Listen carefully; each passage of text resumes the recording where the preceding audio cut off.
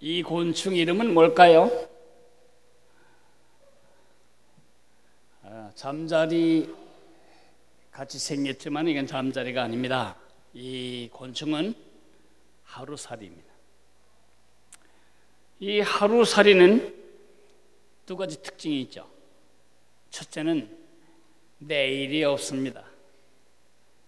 제일 빨리 죽는 건 1시간 만에 죽고 제일 길게 죽는 건 3일 동안도 갈 수는 있는데 대부분은 하루를 잘 넘기지를 못합니다. 그렇다고 하루살이가 하루만 사는 건 아닙니다. 유충으로 2년에서 3년을 살다가 성충이 되어서 1시간 만에 혹은 길어야 3일 안에 죽습니다. 3일 사는 놈은 불행한 놈입니다. 왜냐하면 하루살이가 이 땅에 성충이 된 이유는 딱 하나입니다. 짝짓기. 짝짓기가 끝나면 곧바로 죽어버리는 것입니다. 3일 동안 살아있다는 것은 아직 장가 시집을 못 갔다는 뜻입니다. 인간의 삶에 비유하자면 태어나서 줄창 어린애로 살다가 드디어 성인이 되어 배우자와 첫날 밤을 보내자마자 사망하는 어처구니 없고 불행한 생애가 바로 하루살이의 생애입니다. 두 번째 특징이 뭔지 아십니까? 입이 없습니다. 하루살이가 하루 만에 죽는 이유는 굶어 죽는 것입니다. 얼마나 불쌍해요. 저 하루살이가 아깝습니까? 안타깝고 불쌍합니까? 그리고 그 1시간밖에 못 사는 삶을 위해 그렇게 난리치고 사는 게 어리석어 보입니까? 그 날파리들이 우리에게 유언을 말합니다. 너는 어떻고? 너는 어떻고? 저는 이 하루살이가 우리나라 그냥 토속적인 말로 날파리인데, 자주 날파리가 나는 데를 걷다 보면 날파리가 코로도 들어가고 눈으로도 들어가죠. 그 날파리가 죽으면서 제게 소리치는 것 같습니다. 너는 어떻고?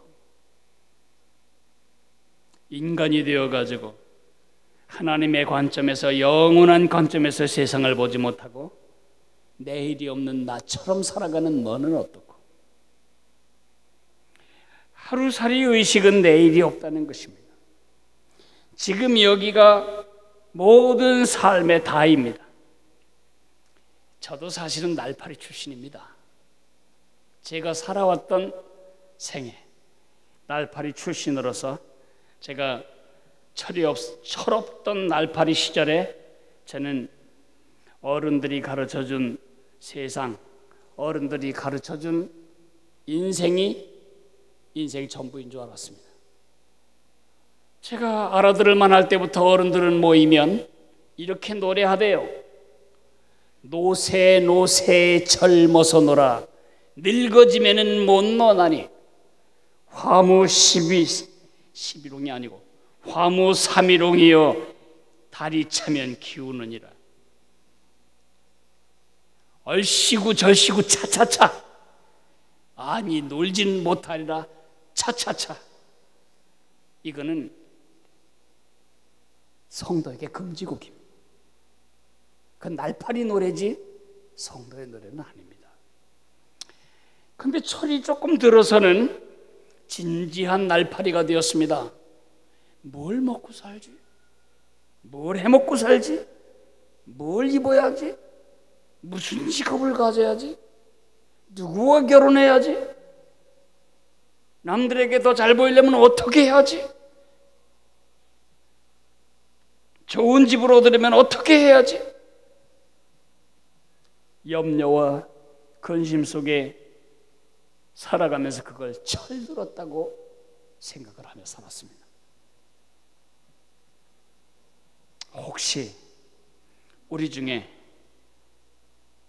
그런 날파리과를 아직 벗어나지 못한 사람은 없습니까? 속지 마십시오. 여러분, 날파리가 아닙니다.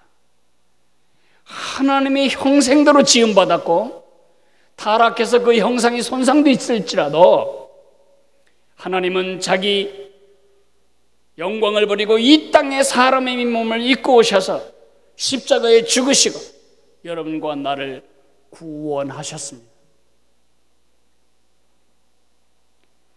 그 비싼 사람, 그 비싼 인간이 종말이 없는 것처럼 종말에 대해 의식 없이 산다면 우린 영적 날파리들입니다. 종말에 대해 의도적으로 망각합니다. 주님이 오시면 안 되죠.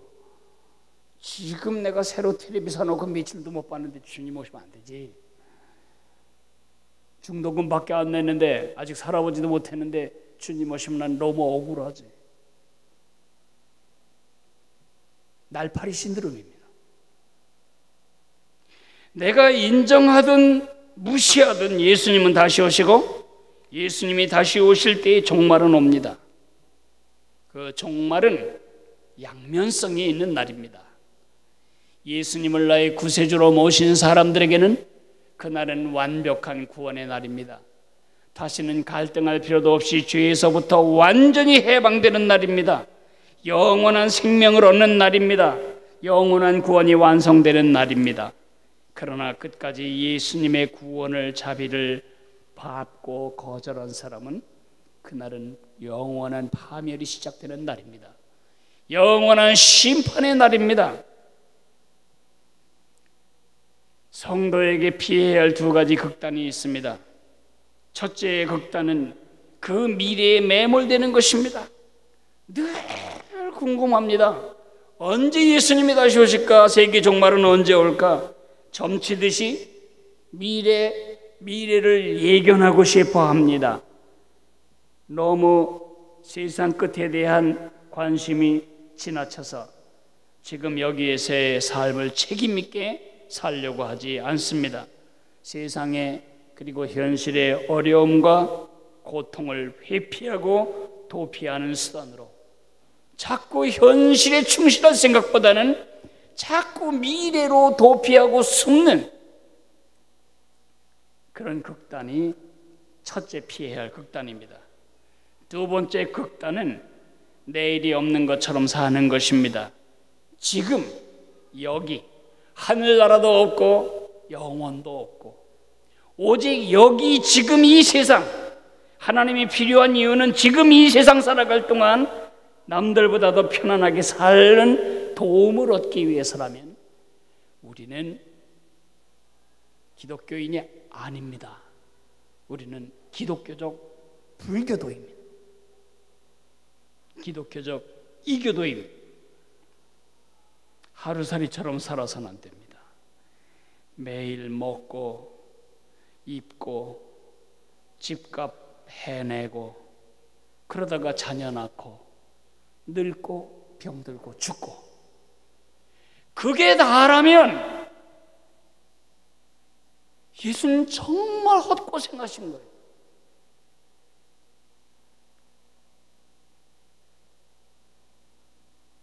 우리는 하루살이입니다.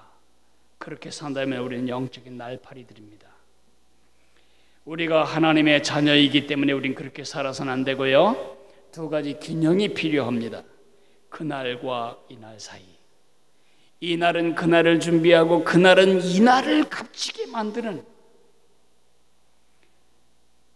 이날은 그날을 예비하고 그날은 이날을 세우는 그런 지혜로운 하나님의 사람들이 되어야 할 것입니다.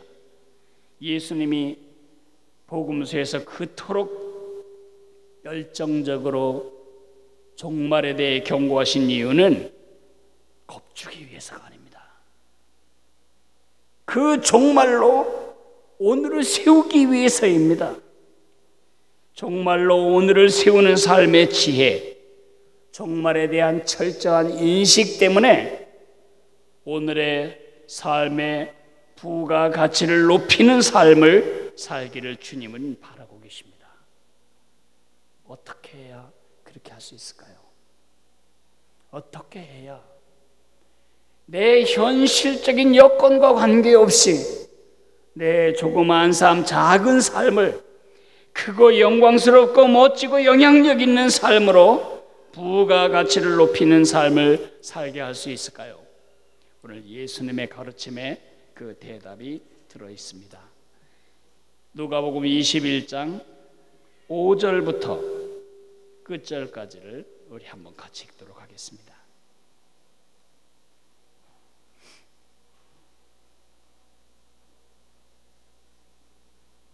누가복음 21장 5절. 어떤 사람들이 성전을 가리켜 그 아름다운 돌과 허물로 꾸민 것을 말하며 예수께서 이르시되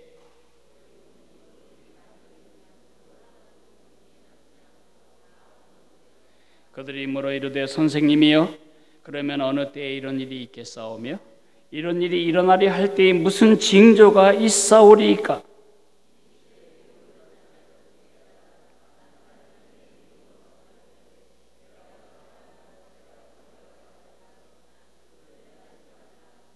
난리와 소요의 소문을 들을 때에 두려워하지 말라. 이 일이 먼저 있어야 하되 끝은 곧 되지 아니하리라.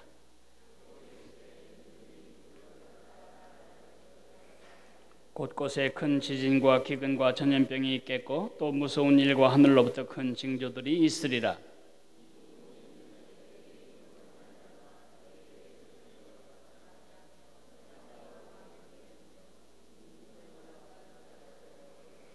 이 일이 도리어 너희에게 증거가 되리라. 내가 너희의 모든 대적 기능이 대항하거나 변박할 수 없는 구변과 지혜를 너희에게 주리라.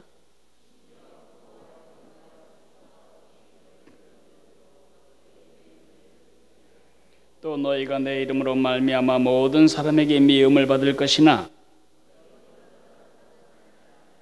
너희의 인내로 너희 영혼을 얻으리라.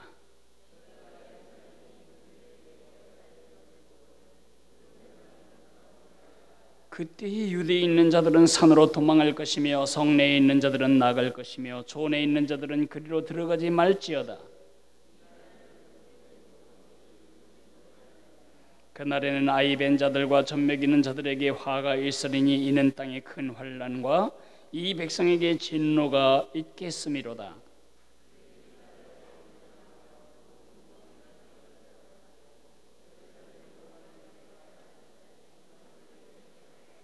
일월 성실에는 징조가 있겠고 땅에서는 민족들이 바다와 파도의 성난 소리로 인하여 혼란한 중에 곤고하리라.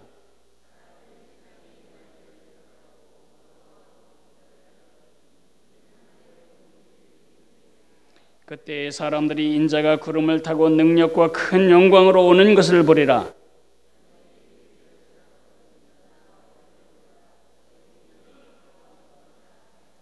이에 비유로 이르시되 무화과 나무와 모든 나무를 보라.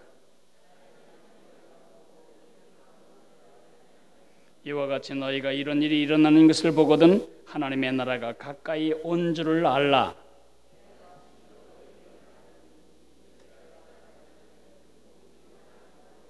천지는 없어지겠으나 내 말은 없어지지 아니하리라.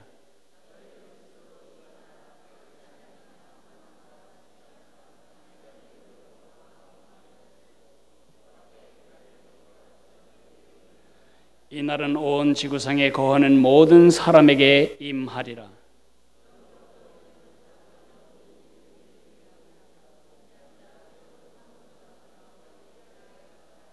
예수께서 낮에는 성전에서 가르치시고 밤에는 나가 감람원이라 하는 산에서 쉬시니 모든 백성이 그 말씀을 들으려고 이른 아침에 성전에 나아가더라. 제자들이 보았던 성전은 참으로 아름다운 성전이었을 것입니다. 거대한 흰 대리석으로 지은 이 건물들, 그 기초돌이 남아있는 것을 보면 길이가 20m, 너비가 6m, 높이가 3m짜리 기초돌들로 성전이 서 있습니다. 이것은 이스라엘 백성들의 헌물로 지어졌다고 말합니다. 이것은 이스라엘 백성들의 삶의 중심이었고 믿음과 그들의 전통의 중심이었습니다. 그것이 무너진다면 심장이 멎는 것과 같은 효과가 이들에게 있을 것입니다. 보기만 해도 안정감 있고 보기만 해도 영원할 것 같은 그 성전에 대해서 제자들이 예수님께 감격스럽게 말합니다. 좀 보세요. 대단하지요? 예수님은 그렇다 그렇다 아니다 아니다 하지 않으셨습니다. 너희가 보는 저 성전은 돌 하나에 돌 하나가 붙어 있지 않게 완전히 분해되리라. 제자들은 충격을 받았습니다. 구약적인 이스라엘의 생각에서 성전이 파괴된다는 것은 세상이 끝나는 것을 의미했습니다. 그래서 제자들은 이렇게 예수님께 묻습니다. 언제? 무슨 징조가 있을까요? 예수님은 그들의 질문에 대해 대답하지 않으십니다. 예수님의 질문, 제자들의 질문은 when, what이었지만은 예수님의 대답은 how였을 뿐입니다. 제자들의 관심은 언제, 무슨 징조가 그것을 말해주는지를 아는 것이었지만 예수님의 관심은 제자들이 그 세상 끝날을 맞는 때까지 어떻게 행동해야 할까가 관심사였습니다. 예수님의 재림에 대한 믿음 때문에 삶이 망가지게 만드는 가장 나쁜 질문은 언제입니까? 시한부 종말론자들이 돌아다니면서 예수님이 10월 28일 날 온다고 그렇게 소리 지를 때에 여러분 어떻게 느끼셨습니까? 진짜 그날 오면 어떨까 해서 두려우셨습니까?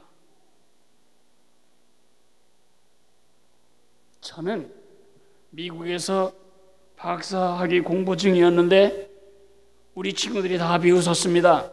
너네 나라에 예수님 오시는데 너 왜 여기 있냐? 그래서 내가 말했습니다.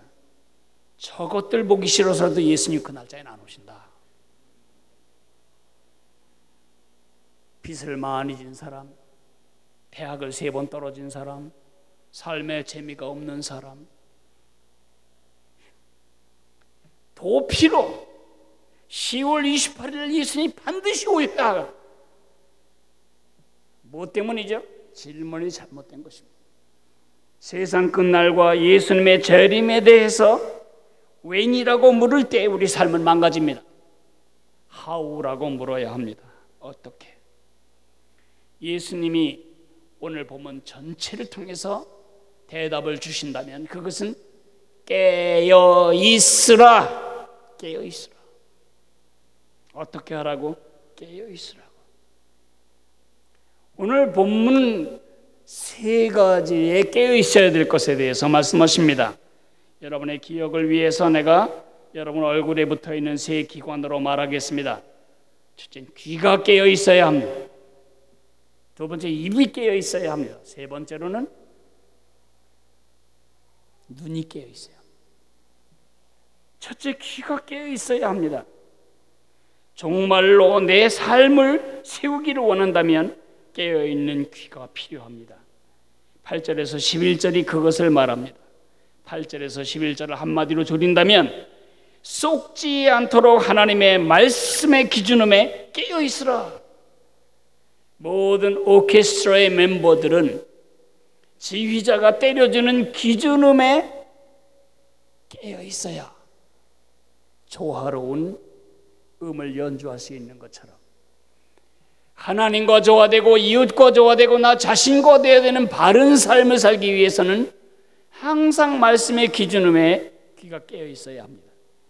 성전 파괴와 더불어 나타날 종말의 시대의 표징은 전쟁과 난리와 지진과 기근과 역병. 우리는 이런 일이 있을 때마다 생각합니다. 세상 끝이 가까워오나 보다. 맞습니다. 맞는데 내일 오지 않습니다. 어떻게 내일 오지 않는다고 말할 수 있냐고요? 9절에 이렇게 말씀하십니다. 이 일이 먼저 있기는 있지만은 끝은 곧 되지 아니하리라. 전쟁이 있고 난리가 있고 쓰나미가 오고 기근이 오고 자연재해가 점점 더 험악해질지라도 그렇다고 해서 곧바로 끝이 오는 게 아니다. 이런 일이 일어나도 종말이 곧 임하지는 않는다. 이런 미혹과 혼란과 갈등과 불안의 시대가 상당히 오래 지속될 것에 대해서 말합니다.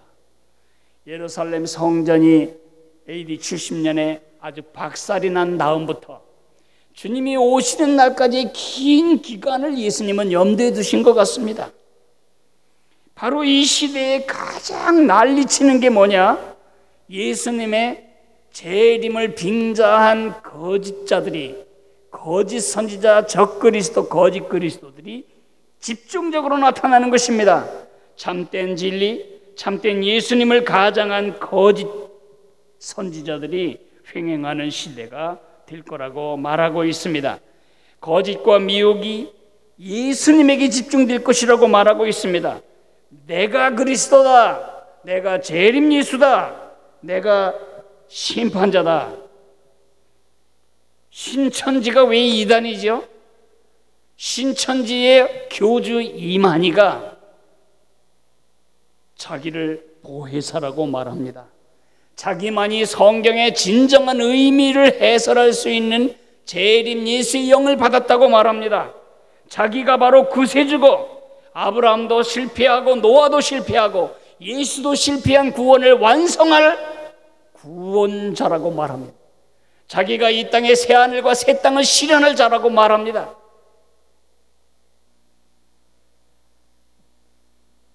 그것도 그런 그 미혹, 말 같지도 않는 그 미혹을 성경 몇 구절 갖다 찍어 붙이면 획하당 넘어가는 게 한국교회의 실력입니다. 정신 차려야 합니다. 쏘가 넘어가지 않아야 합니다. 그러나 이것은 적그리스도뿐만 아니라 좀 더 넓게 말하자면 죄로 인한 저주 아래서 고통하고 신음하는 세상을 그 비참에서 구할 수 있다고 주장하는 모든 종교, 모든 이론, 모든 철학, 모든 과학 다 여기에 포함됩니다. 그 배후의 주동자는 사탄입니다. 사탄의 목적은 딱 하나입니다. 참되신 하나님으로부터 우리를 이간하는 것, 참되신 하나님으로부터 우리를 뜯어놓기만 하면 우리 망가지는 건 바로 그 순간부터 시작됩니다. 가위로 꽃을 잘라내기만 하면 당장은 살아있는 것 같고 예쁘다고 해서 꽃병에 꽂아놓지만 그 꽃은 가위질 당한 순간부터 죽어가는 것이죠. 이러한 속임수들은 이 시대에 생긴 새로운 것이 아닙니다. 인류 역사만큼이나 오래된 것입니다. 에덴 동산에서 사단은 우리 아담과 하와 하나님으로부터 이간하고 뜯어냈습니다. 하나님께로부터 분리될 때부터 그것이 우리의 죽음입니다. 우상 숭배의 본질은 하나님으로부터 분리되는 것입니다. 이 시대에 세속화는 우리 마음의 중심에 모시고 살아야 할 하나님을 쫓아내고 거기에 내가 들어앉는 것입니다. 세상 끝날이 되면 그것이 더 강화되고 그러한 풍조가 더 만연해질 거라는 것입니다. 디모데후서 3장 4절에 말세에 일어날 징조를 사도 바울이 말씀하시면서 쾌락을 사랑하기를 하나님 사랑하는 것보다 더하며 그렇게 말하고 있습니다. 메시지 성경은 그것을 이렇게 번역합니다. Addicted to lust, 정욕에는 addiction, 중독이 되고 allergic to God, 하나님에 대해서는 아주 엘러지를 느낀다. 속아 넘어가지 않으려면 어떻게 할까요? 진짜를 알아야 합니다. FBI에서 위조 지폐를 감식하는 훈련하는 과정에 대한 보고서를 제가 달라스에 있을 때 들었습니다.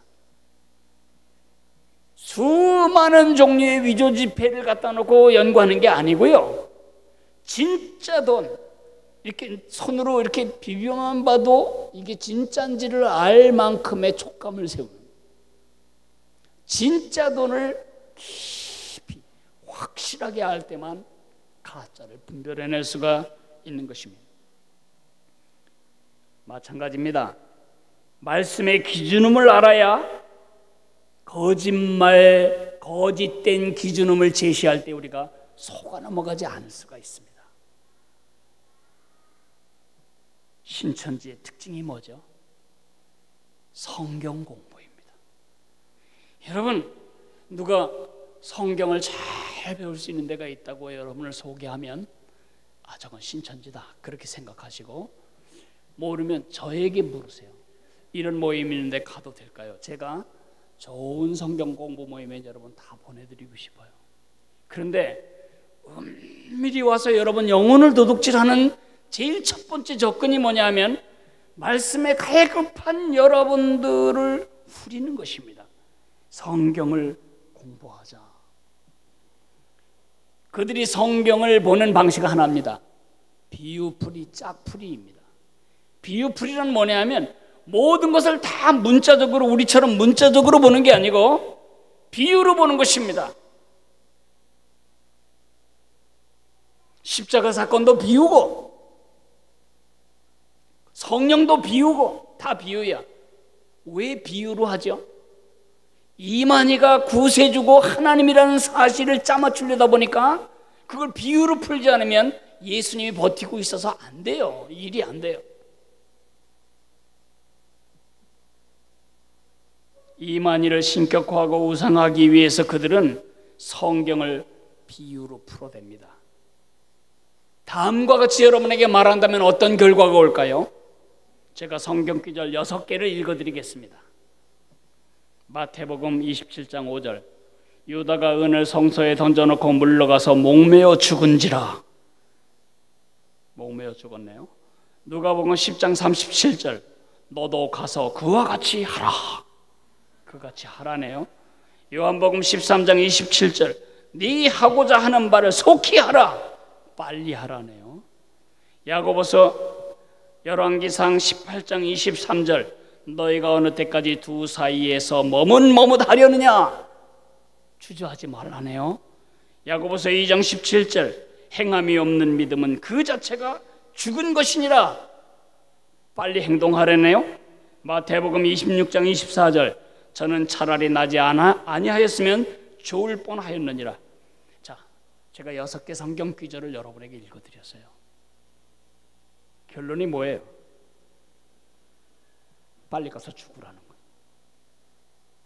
그런 식의 성경 해석이 바로 이 신천지 해석인데, 뭐 성경 구절 몇 개만 끌어다 붙이면은 양 목사 하는 이런 얘기 한 번도 못 하던데 어떻게 이렇게 신비한 얘기를 하나? 후리고 있는 것입니다. 여러분이 보듯이 내가 보듯이 보지 않으면 안 됩니다. 무슨 성경을 비유로 풀어, 짝으로 풀고, 비유만 비유로 풀어요. 비유만. 말씀의 기준음에 깨어있지 않으면 안 됩니다. 그래서 우리는 끊임없이 말씀을 읽고 말씀을 듣고 묵상하고 적용하고 순종하는 이 훈련을 끊임없이 강화해 가야 합니다. 기준음을 정확히 아는 사람만 헷갈리지 않은 내 악기를 연주할 수가 있기 때문입니다. 깨어 있으십시오. 귀가 깨어 있어야 합니다. 말씀에 깨어 있어야 합니다. 숙제하려고 성경 읽지 마세요. 목사님을 위해서 콰이어 타임 하지 마세요. 여러분의 생명입니다. 두 번째는 입이 깨어 있어야 합니다. 깨어 있는 입이 필요합니다. 정말 의식으로 내 삶을 세우기를 원한다면 깨어 있는 입을 가져야 합니다. 12절에서 19절이 그것을 말하고 있습니다. 전쟁과 지진과 기근과 전염병과 이런 것들이 점점 더 심해지고 빈번해질 것입니다. 그러나 그 전에 무슨 일이 있냐 하면 핍박이 있을 거다. 핍박. 성도와 교회에 대한 대대적인 핍박이 이루어질 거다. 북한에는 예수 믿는 사람은 하늘을 못 쳐다보도록 합니다. 너는 어버이 수령을 바라볼 자격도 없는 인간이다. 북한에서 가장 나쁜 정치범 중에 하나는 예수 믿는 사람입니다. 그것은 죽음입니다. 기도는 죽음이고 찬양은 죽음입니다.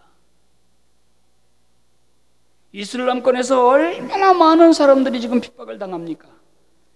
이 모든 사인을 말씀하신 이유는 그러므로 숨어라, 그러므로 너희는 두려워 떨어라, 그러라고 하신 말씀이 아니고 견고하게 서서 주의 말씀을 전파하라고 말합니다.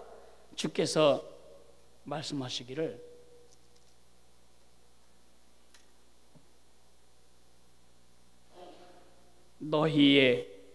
너희가 내 이름으로 말미암아 모든 사람에게 미움을 받을 것이나 너희 머리털 하나도 상하지 아니하리라. 너희의 인내로 너희 영혼을 얻으리라. 주님이 함께 하시고 그때그때 우리가 대처해 나갈 지혜를 주시겠다고 말씀하셨습니다. 종말이 가까움을 볼수록 우리가 해야 할 일은 우리의 본질적인 소명에 충성하는 것입니다. 지금 모래시계의 모래가 계속 밑으로 내려가고 있습니다. 반드시 끝날 날이 옵니다. 그 시점이 언제인지는 아무도 모르지만은 확실한 건 모래시계 위칸의 모래가 지금 밑으로 계속 내려가고 있다는 것입니다. 다 내려가기 전에 우리가 해야 할 일이 뭐죠? 그것은 잘 먹고 잘 살고 하나님 없는 사람과 똑같이 사는 거 아닙니다. 그건 하루살입니다. 날파리입니다. 우리는 이 땅에 하늘나라의 왕자요 공주로서 하늘나라를 소개하고 예수님 모르고 불쌍하게 살아가는 자들, 사는 게 아닌 소중한 인생을 날파리처럼 낭비하고 살아가는 사람들을 주님 앞에 인도하는 것입니다. 베드로후서에 이렇게 말합니다. 주의 약속은 어떤 이들이 더디다고 생각하는 것 같이 더딘 것이 아니라 오직 주께서는 너희를 대하여 오래 참으사 아무도 멸망하지 아니하고 다 회개하기에 이르기를 원하시느니라. 노아가 절박하게 사람들에게 구원을 호소했지만은 사람들은 비웃었습니다. 그런 일이 고래 세상을 삼킬 비가 온다고? 홍수가 난다고? 배를 만들면 바닷가에 만들어야지. 이성적이지도 과학적이지도 현실적이지도 않다고 이들은 비웃으며 믿기를 거부합니다. 노아를 정신병자로 취급하고 바보로 취급합니다. 그러다 어느 날 그들은 쌍망합니다. 오늘날도 마찬가지입니다. 웃기는 소리입니다. 예수님이 다시 오신다. 여러분이 직장에 가서 그 말하면 여러분 웃기는 사람 됩니다. 광신자로 찍힙니다. 제대로 된 이성적 판단을 할 줄 모르는 인간이라고 여러분은 비웃음을 사게 됩니다. 사람들은 자기 탐닉에 빠져 하루살이처럼 날파리처럼 삶의 쾌락과 평안을 추구하느라 삶을 다 낭비합니다. 전자팔찌를 차고 하는 짓들을 보세요. 7살짜리 여자에게 하는 짓들을 보세요. 누가 전도하지 않아서 그런 일이 벌어졌습니까? 그 사람이 예수님을 믿고 정말 예수님 안에 거듭났다면 그런 인생을 자기가 살고 남에게 그런 피해를 줬겠습니까? 전도 안 하는 것이 지금 세상을 망가뜨리는 우리의 범죄입니다. 많은 크리스천도 날파리 증후군에 살아갑니다. 우리가 전도를 안 하는 이유는 하루살이 인생관을 가지고 있기 때문입니다. 이 세상이 전부인 것처럼 나도 동의하는 것입니다. 내세가 없는 것처럼, 예수 안 믿어도 괜찮은 것처럼, 천국도 지옥도 없는 것처럼, 하나님을 거부해도 괜찮은 것처럼, 영원한 심판과 영원한 형벌도 괜찮은 것처럼 생각하는 우리의 큰 잘못 때문에 세상은 점점 더 악해지고 있습니다. 복음을 전할 때 비웃음과 핍박과 멸시를 당하겠지만 주님은 말씀하십니다. 오히려 이 일이 참된 복음이 증거될 기회가 될 것이다. 사도 바울이 그랬습니다. 사도 바울이 왕 앞에, 총독 앞에 재판을 받을 때 나는 죄 지은 거 없습니다. 잘 살펴보시면 알겠지만 나는 이 감옥에 가야 할 이유가 없습니다. 날 좀 풀어주세요. 그렇게 했나요? 그런 말은 단 한마디도 없어요. 사도 바울은 이때다 싶어 왕과 총독과 그 당시에 가진 자들, 있는 척하는 자들, 된 척하는 자들 앞에서 이렇게 결박당한 거 이외엔 다 나처럼 되기를 원합니다. 예수님을 증거하고 있습니다. 세상 끝이 오기를 기다리고만 있지 마십시오. 세상 끝이 올까봐 두려워하지도 마십시오. 모래시계 위쪽에 모래가 밑으로 다 내려오기 전에 한 사람이라도 더 예수님께 인도하기 위해, 나 때문에 한 사람이라도 더 하나님의 자녀가 되게 하기 위해, 나 때문에 한 사람이라도 더 영원한 파멸과 심판에서 벗어나기 위해 그를 인도해야 합니다. 누군가의 삶이 망가지는 것을 지나치는 일은 잔인한 일입니다. 지금 그 일을 해야 합니다. 입이 깨어 있어야 합니다. 당뇨에 좋은 음식, 혈압에 좋은 음식 만났다 하면 건강 얘기만 하지 말고, 그러고 나서 죽은 다음에 문제에 대해서도 그렇게 확신 있게, 그렇게 열정적으로 이야기를 해주셔야 합니다. 나중에 영원토록 원망 듣습니다. 당신은 내 아내로서, 당신은 내 아버지로서, 당신은 내 친구로서 정말 몹쓸 사람이었습니다.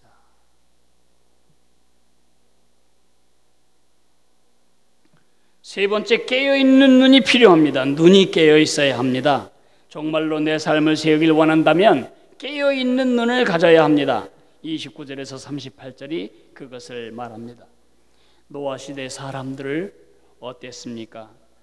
노아 시대에 된 것 같이 인자의 때에도 그러하리니, 노아가 방주에 들어가던 날까지 사람들이 먹고 마시고 장가들고 시집가더니 홍수가 나서 그들을 다 멸망시켰으며, 또 롯의 때와 같으니 사람들이 먹고 마시고 사고 팔고 심고 집을 짓더니 롯이 소돔에서 나가던 날에 하늘로부터 불과 유황이 비오듯 하여 그들을 멸망시켰느니라.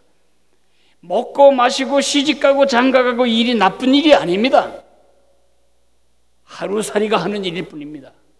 내일이 없는 것처럼, 종말이 없는 것처럼, 내가 내 인생을 주장할 수 있는 것처럼 살아가는 이 날파리 의식으로 사람들이 살아가고 있습니다. 전쟁과 균과 태풍과 쓰나미, 지진, 연병, 조류독감, 이상기후, 지구온난화, 전쟁 점점 더 크고 점점 더 빈번해지고 있습니다. 무슨 사인이죠?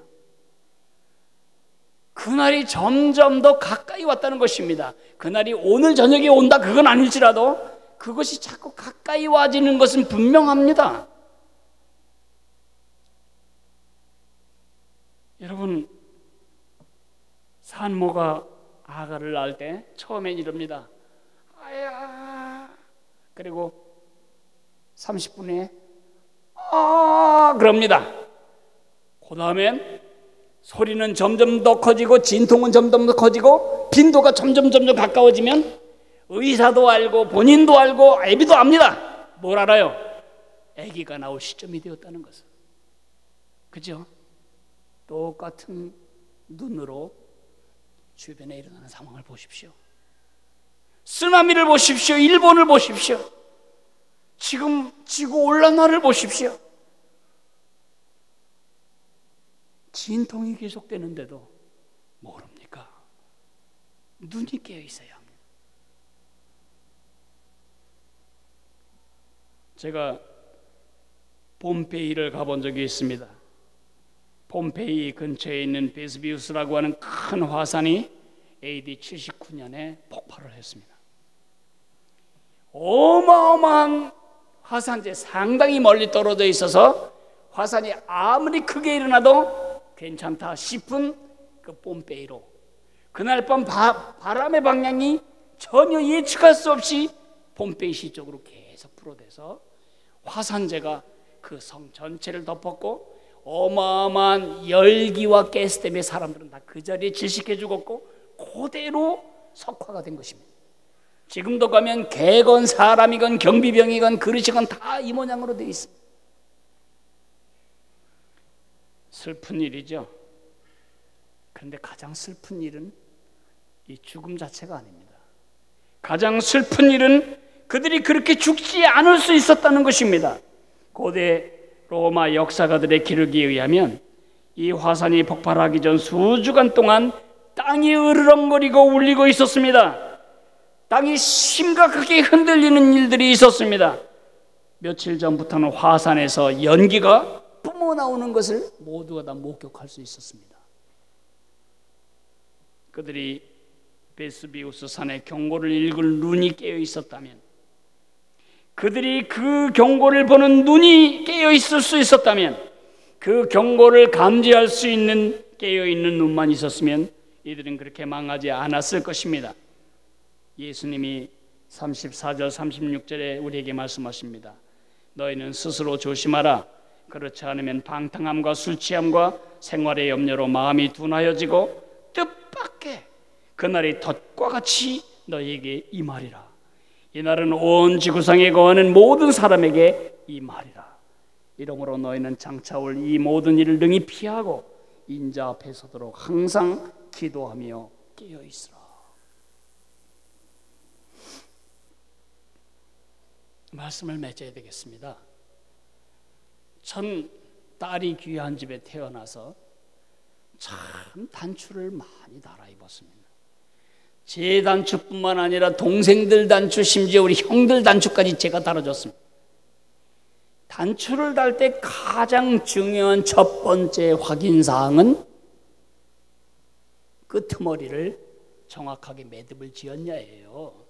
끄트머리 매듭 짓지 않고 계속하면 실이 다 빠져나오고 말지요. 이렇게 종말에 대한 의식은 우리의 오늘의 삶을 무너뜨리는 것이 아니라 오늘의 삶을 세우는 축복이 됩니다. 여러분은 정말 소중한 사람입니다. 여러분은 대충 그렇게 날파리처럼 살다 죽어서는 안 될 하나님의 걸작품입니다. 예수님이 여러분을 구하기 위해, 나를 구하기 위해 십자가에 저 어마어마한 대가를 지불하셨습니다. 하루 한 시간이 아까운 사람입니다. 모래시계같이 얼마 안 남은 이 땅에서의 삶이 소중한 사람들입니다. 다시 없을 삶을 지금 살고 있습니다. 주님이 부탁하십니다. 날파리처럼 살지 말아라. 의미 있게 살다 가야 되지 않겠습니까?